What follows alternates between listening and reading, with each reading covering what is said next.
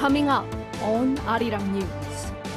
President Yoon strengthens his will to push ahead with major reforms in the medical, education, pension, and labor sectors, despite opposing vested powers. His remarks came during policy discussions with citizens that resumed after the general election. South Korean Foreign Minister Cho Tae-yeol and his Chinese counterpart Wang Yi in Beijing agreed to further cooperation and more communication. From North Korea to semiconductor supply chains, issues of mutual concern were on the agenda in a 4-hour meeting. South Korea has warned Japan that when it comes to Naver, it should not take any action that goes against the interests of the Korean firm. Rival party lawmakers are denouncing Japan's moves to pressure the Korean company.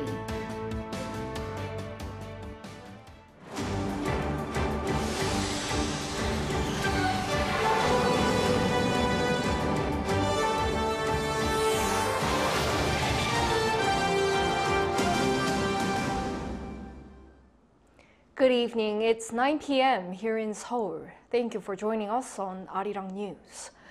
We start with what President Yoon calls Season 2 of policy discussions, resuming them after the general election. Earlier today, he vowed to push ahead with major reforms despite opposing vested powers. Also highlighted were ways to protect vulnerable contract and freelance workers in the labor market. Our correspondent Kim Do-yeon leads us off.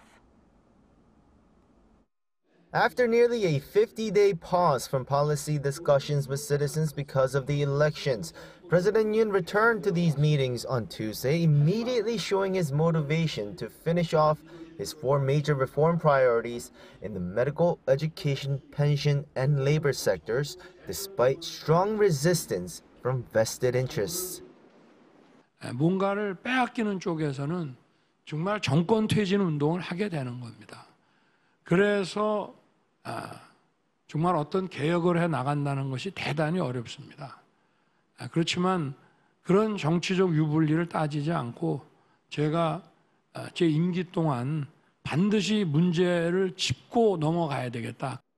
Such comments come against the backdrop of a prolonged standoff with doctors who oppose the government's medical reform plan, which aims to increase the enrollment quota for medical schools, leading to more medical practitioners. Meanwhile, today's policy discussion centered on protecting vulnerable workers, with the president meeting non-union workers such as those in the delivery and construction fields, and even artists. Yoon vowed that his government would speed up labor reform to tackle polarization due to market segmentation. He also discussed how the country can better care for the marginalized self-employed and freelancers, such as pushing for a new law. 이 법은 미조직 근로자들이 질병, 상해, 실업을 겪었을 때 경제적으로 도움을 받을 수 있는 공제회 설치를 지원하고 또 노동 약자들이 분쟁을 조속히 해결하고 제대로 보호받을 수 있도록 분쟁 조정 협의회 설치를 담고 있습니다. In addition, the president said it was time for the country to consider a court dealing solely with labor cases, both criminal and civil, so that they can be all handled under one system. He ordered his aides to begin work so that the relevant legal basis could be determined before the end of his term.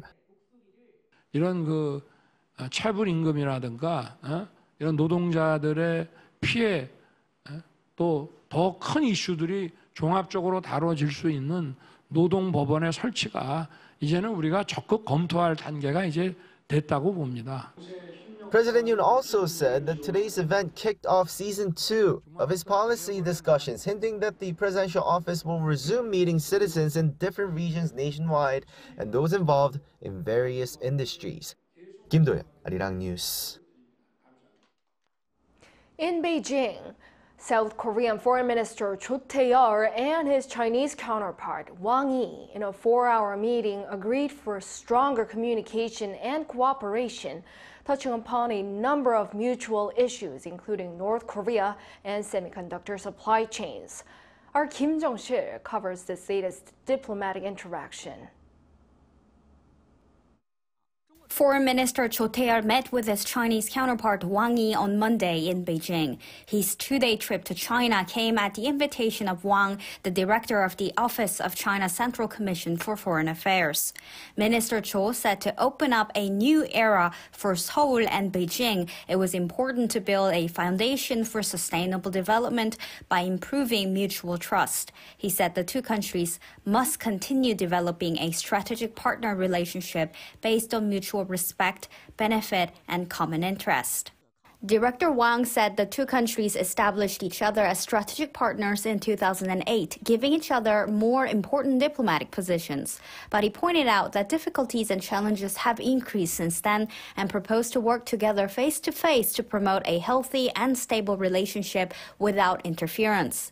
In the 4-hour meeting, the two discussed issues of mutual concern such as the situation on the Korean peninsula, including the North Korean nuclear threat, as well as semiconductor supply chains. Foreign Minister Cho also invited Director Wang to visit Seoul, which he agreed to do. You can tell that the two sides tried to create an atmosphere by avoiding provocative words, and it can be read that the two sides were using the opportunity of high-level talks to create new momentum for bilateral relations. The meeting between the two foreign ministers came ahead of a trilateral summit between Seoul, Tokyo, and Beijing scheduled for later this month. Kim Jong-sil, Arirang News. South Korea has warned Japan that when it comes to Naver, it should not take any action that goes against the interests of the Korean firm. The remarks come from the presidential office on Tuesday, stressing that it'll closely watch for and strongly deal with any unfair measures. This is regarding South Korean online platform giant Naver facing pressure from the Japanese government to sell its shares in Line Yahoo, the company behind Japan's popular messaging app Line, after a data leak. Noting the Japanese government's reiteration that its administrative guidance is not related to the firm's control rights, the top office says it'll provide full support to Naver if the Japanese government asks for stronger information security measures. And Japanese media are keeping an eye on this issue as it has started to create diplomatic and political problems following opposition political leaders in Korea criticizing Japan's moves to pressure the Korean company. Our Lee Si-hoo explains what could be behind these reports. Many South Korean politicians, mostly from the opposition parties, have been actively voicing criticism of the Japanese government's moves to pressure South Korea's Naver to sell its stake in Line Yahoo, the company behind Japan's most predominant messaging app Line. And several reports from Japanese media outlets show that they are keen to follow such remarks from South Korean politicians. The liberal Tokyo Shimbun newspaper reported Tuesday that South Korean media are reporting critically on the issue. It quoted main opposition Democratic Party of Korea leader Lee Jae-myung's Facebook post on Saturday, which called attention to the fact that Japanese Minister for Internal Affairs and Communications, Matsumoto Takeaki, was the grandson of Ito Hirobumi, the first Japanese resident general of Korea who worked to initiate Japanese colonial rule of South Korea since the early 1900s. Lee's post read that Ito plundered the land of Korea while his grandson is conducting, quote, an invasion of Korea's cyber territory Line, while at the same time criticizing the South Korean government's passive response. Many Japanese newspapers also responded to the liberal minor opposition Rebuilding Korea party leader Cho Kuk-'s visit to Dokdo Island on Monday. While on the island, the former Minister of Justice urged the Yoon administration to warn Japan about its attempt to steal Line and claim the island as its own. The conservative Sankei reported on increasing discontent in public opinion in South Korea, while further citing a DP lawmakers group visit to Dokdo Island last month. However, there are differences in opinion among South Korean politicians. Ruling People Power Party lawmaker Yoon Sang-yeon on Monday criticized what he called the opposition leader's provocative remarks, calling for cooperation across parties to resolve the issue. Regarding the issue, an expert on foreign relations shared with Arirang News that the Japanese news reports closely following South Korean politicians' remarks are misleading public opinion instead of dealing with the essential problem of the matter. Lee Si-hoo, Arirang News. South Korea's military conducted a joint air drill on Tuesday, aimed at defending the country against possible North Korean attacks. The exercise, led by the Air Force Operations Command, also involved the Navy, Army, and Marines, with more than 30 fighter jets, as well as surface-to-air missiles deployed to intercept more than 800 simulated targets. The Air Force explained that the drill was focused on improving the military's response to possible large-scale aerial attacks by North Korea. This comes following an increasing number of aerial attacks seen in conflict zones worldwide, such as Iran's launch of drones and missiles against Israel in April, has led to concerns over such airborne threats. President Yoon Suk-yeol, during a phone call with Ukrainian President Volodymyr Zelenskyy on Tuesday afternoon, reaffirmed South Korea's commitment to supporting Ukraine. The presidential office revealed that the phone call took place at Zelenskyy's request and that Yoon said he welcomed the opportunity to speak with the Ukrainian president for the first time since the summit held in Kyiv in July last year. Yoon emphasized that South Korea will continue working with Ukraine to provide the necessary support for its citizens and that it'll actively join the international community's recovery and reconstruction efforts. In addition, Zelenskyy invited Yoon to the Ukraine Peace Summit, which is scheduled to take place in Switzerland on June 15th and 16th.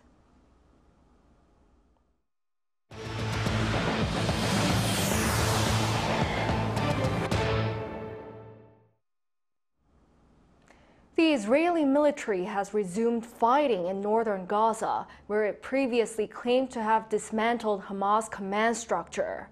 This has raised doubts about whether Israel's goal to eradicate the group in the enclave is realistic. Shin Ah-young has the details.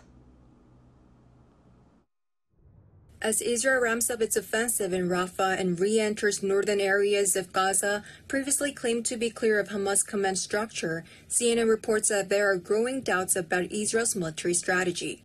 The Israeli military, after withdrawing forces from northern Gaza, deployed tanks back into the Zabalia refugee camp on Saturday, citing Hamas' attempt to reassemble in the area. CNN reports that this renews questions about its long-term military strategy, which has left more than 35,000 Palestinians dead, while more than 100 Israeli hostages are still held captive and Hamas top leadership remaining at large. Controversy is also surrounding the justification of the Rafah attack. Israeli Prime Minister Benjamin Netanyahu has emphasized the necessity of ground operations in Rafah to eradicate Hamas. However, citing U.S. intelligence, the New York Times reported on Sunday that Hamas top leader is reportedly not hiding in Rafah, where Israel is preparing for a ground operation. U.S. officials claim that Israeli intelligence agencies agree with this assessment. The New York Times pointed out that this could weaken the legitimacy of Israel's military move in Rafah. Meanwhile, according to Reuters, Israeli forces advanced deep into northern areas of Gaza on Monday to recapture an area from Hamas fighters, while in the south, tanks and troops pushed across a highway into Rafah. Israeli operations in Rafah have closed a main crossing point for aid. Following Israel's attack in northern Gaza on Saturday, Hamas Health Ministry reported on Sunday that at least 63 people were killed in the past 24 hours. Shin Ah-young, Arirang News.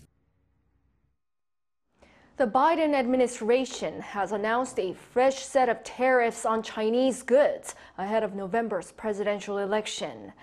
The White House announced on Tuesday that President Biden has quadrupled tariffs on electric vehicles from China from the current 25% to 100%. Tariffs on key items such as steel and aluminum, as well as lithium-ion EV batteries, were also raised to 25%, and solar cells and semiconductors to 50%. The new measures are set to impact $18 billion worth of goods imported from China.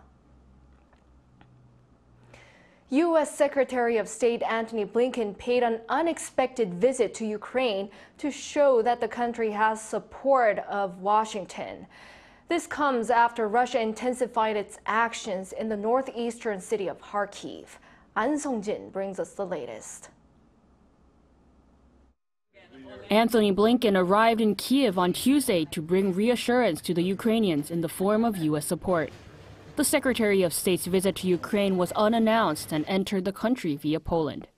This is the first visit by a senior U.S. official since Congress passed a $95 billion foreign aid package that includes nearly $61 billion for Ukraine. Washington has stated that it is trying to accelerate its delivery of aid to the country. On Friday, he signed out another package. Some of that equipment will get onto the battlefield this week. This marks Blinken's fourth visit to Kyiv since Russia launched its attack in February 2022. His visit comes amid Ukrainian setbacks on the battlefield as Russia continues to push into northeastern Ukraine after making several major advances over the past week, including a new offensive in the Kharkiv region on Friday.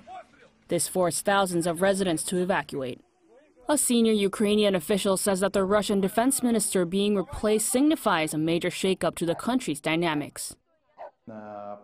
Stripping Shoigu of the defense minister position and the appointment of Mr. Belousov means the need to substantially reduce the amount of corruption. Without a doubt, these changes that we see today, they testify to the complete transformation of the Russian Federation. It will be a militaristic country. Russian forces are continuing their advance on Ukraine as they took over more than 10 villages alongside the border of Kharkiv. An official from Ukraine's general staff admitted that the enemy had tactical success in the fight for Vovchansk on Monday, where some of the fiercest fighting is being conducted. Russian forces continued their advance on Ukraine's northern Kharkiv region on Monday, while the Ukrainian military says it has been pushing the enemy back as well, by appointing a new general to take command of the front lines. Fears remain that Moscow may soon push further into the country. An Sung-jin, Arirang News. OpenAI has revealed its new AI model, GPT-4o, that's capable of real-time human-like conversation. Our Moon Hye-ryun has the details. With OpenAI's newly improved artificial intelligence model, it's now possible to have real-time, realistic conversations with AI. At a demonstration to show the new GPT-4o AI model on Monday, a tester informed the AI chatbot that he was feeling nervous about doing the live demo, and was met with this response. Oh, you're doing a live demo right now? That's awesome! Just take a deep breath. And remember, you're the expert here. With the O in the name standing for Omni, which means all, further demonstrations showed it to be capable of performing a wide range of functions, from providing helpful solutions and solving math equations written on a sheet of paper, to being able to adopt tonal attitudes such as sarcasm for a more chatty feel. The responses also come faster than the previous ChatGPT model. OpenAI claims that the average response takes 320 milliseconds to process, which is said to be similar to real human response times in conversation. The improvements made to audio and visual understanding are what enabled this, and the firm is confident that it will make a big difference for users. For the past couple of years, we've been very focused on improving the intelligence of these models, and they've gotten pretty good. But this is the first time that we are really making a huge step forward when it comes to the ease of use. Since ChatGPT's launch 2 years ago, it has generated around 100 million active weekly users, and the company claims that more than 9 in 10 Fortune 500 companies are using the platform. With OpenAI hoping to stay ahead of its competition such as Google, it will make this new model's text and image capabilities available for all users, including non-subscribers with usage limits, while giving its paid subscribers early access to the voice mode in the coming weeks. Moon Hye-ryun, Arirang News. In entertainment, the action-packed film franchise, The Roundup, has recorded the largest ever cumulative box office admissions for a South Korean series. According to the Korea Film Council, the latest addition to the series, Punishment, has recorded around 9.8 million moviegoers less than a month since its release, bringing the cumulative admissions for the series to more than 40 million. And the fourth installment in the crime action franchise is expected to join the second and third in surpassing 10 million viewers on Wednesday, which is a holiday in Korea. This will also mark the first time that 3 films in a South Korean franchise have each achieved the 10 million viewer milestone. Leading experts and scholars gathered in Seoul for the annual security conference, ASEAN Plenum 2024. Our defense correspondent Choi Min-jung turned to some experts for their take on how Asia can maintain peace amid persistent threats from North Korea. U.S. Deputy Secretary of State Kurt Campbell has stressed the importance of trilateral cooperation between Seoul, Washington, and Tokyo to confront threats posed by North Korea. The remarks came in a virtual address on Tuesday at an annual security conference held in Seoul, ASEAN Plenum 2024. Both alliances have transformed from primarily security-focused relationships to truly comprehensive global partnerships with impacts reverberating far beyond the Indo-Pacific. ASEAN Plenum 2024, hosted by South Korea's ASEAN Institute for Policy Studies, was attended by more than 50 scholars, former government officials, and experts from home and abroad. At this year's conference, experts sought to put Asia in a position to achieve and maintain peace and prosperity in the face of new challenges, especially with regard to North Korea's evolving threats to security. Sumi Terry, a senior fellow at the Council on Foreign Relations, said the focus should be on risk reduction through sanctions. The international environment right now is favorable for North Korea because sanctions are not being enforced, with China abstaining and Russia vetoing the panel of experts and all of that. China and Russia are not helping at all. Meanwhile, Bruce Bennett, defense researcher at the Rand Corporation, said the current deterrence methods are not working. I think we have to take a very serious attitude on trying to coerce them into stopping. I think we have to do that by taking advantage of information.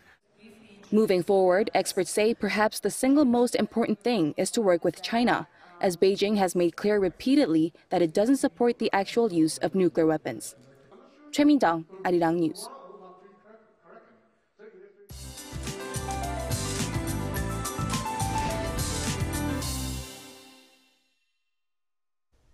Unlike the warm and sunny weather today, there's more rain forecasts all over the country for tomorrow. Rain will start tomorrow morning in the center and northern parts of the country, including Seoul, and expand to other parts in the afternoon. As for the amount of rain, up to 100 millimeters is expected in the mountainous areas of Gangwon-do province and up to 60 in northern Gyeongsang-buk-do province. In Seoul and other inland areas will have 5 to 40 millimeters. There's a possibility of snow falling in the mountainous areas of Gangwon-do province, where temperatures will drop overnight. Tomorrow, Seoul and Daegu will start off at 14 degrees Celsius. It will move up to 18 in Seoul, Daejeon, Gwangju, and Jeju, 22 degrees. The rain will mostly stop tomorrow night in most areas, but Gangwon-do and Gyeongsang-buk-do provinces will continue to have rain until Thursday morning. The weather will be cool as it rains. That's all for Korea. Here are the weather conditions around the world.